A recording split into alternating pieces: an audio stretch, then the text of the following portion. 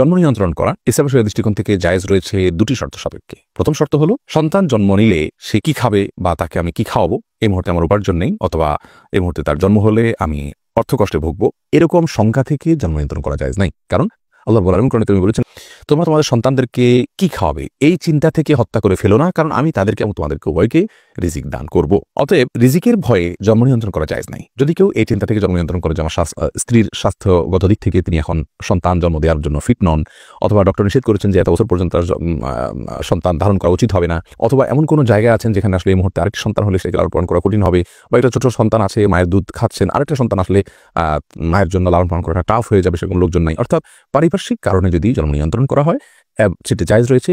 দ্বিতীয় শর্ত হলো যে যদি স্থায়ীভাবে না করা হয়, অস্থায়ীভাবে করা হয়, সে অস্থায়ীটা 2 বছর 4 বছর 6 বছর 10 বছর পর্যন্ত হতে পারে, সমস্যা নেই। যে অস্থায়ীভাবে জন্ম নিয়ন্ত্রণ যদি করা হয় এবং রিজিকের ভয় ছাড়া অন্য কোনো কারণে জন্ম নিয়ন্ত্রণ করা হয় তাহলে সেটি জায়েজ রয়েছে।